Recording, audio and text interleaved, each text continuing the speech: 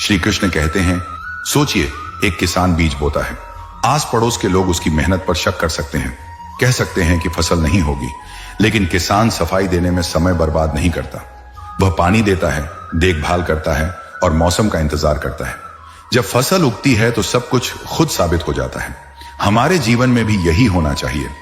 काम इतना सच्चा और ईमानदार हो कि वक्त आने पर वह खुद बोल उठे, बिना किसी बहस, बिना किसी सफाई के। इसीलिए अपनी ऊर्जा व्यर्थ की सफाई में मत लगाओ, उसे अपने कर्म में, अपने विकास में और अपनी अच्छाई बनाए रखने में लगाओ। समय सबसे बड़ा न्यायाधीश है और ईश्वर सबसे बड़ा साक्षी। और जब यह दोनों तुम्हारे पक्ष में हो तो दुनिया का कोई भी आरोप तुम्हें डिगा नहीं सकता। श्री कृष्ण कहते हैं, जब छल करने वाला मुस्कुराता है तो समझो समय उसका है। जब तुम शांत हो तो समझो समय तुम्हारा है। यह उपदेश जीवन के गहरे सत्य को बहुत सरल और प्रभावशाली तरीके से बताता है।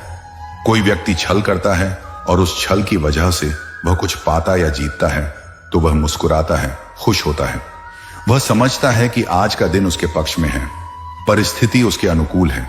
लेकिन यह खुशी या मुस्कान केवल अस्थायी होती है, क्योंकि छल पर आधारित सफलता की नींव कमजोर होती है। यह वैसा ही है जैसे कोई तूफानी मौसम में एक कमजोर मकान बनाता है जो थोड़ी देर बाद ही टूट सकता है। अब सोचिए, जब आप किसी स्थिति में शांत रहते हैं, जब आप बिना घबराए, बिना गुस्साए, बिना हड़बड़ी के अपने मन को स्थिर रखते हैं, तो इसका मतलब यह है कि आप समय के साथ हैं। आप जानते हैं कि असली शक्ति बाहर की परिस्थिति में नहीं, आपके भीतर की स्थिरता में है। आपकी शांति यह दर्शाती है कि आप केवल उस समय की विजेता नहीं, बल्कि स्थायी विजेता हैं। जब हम क्रोध, घबराहट या तनाव में आते हैं तो हम अपनी बुद्धि और समझ को खो देते हैं। ऐसे समय में हमारा निर्णय गलत हो सकता है और हम अपने आप को नुकसान पहुंचा सकते हैं। लेकिन जब हम शांति बनाए रखते हैं तो हम अपने निर्णयों में समझदारी दिखाते हैं और सही समय पर सही कदम उठाते हैं। यह शांति हमें भीतर से मजबूत बनाती है और हमें उन परिस्थितियों से पार लगाने में मदद करती है जो अस्थायी होती हैं।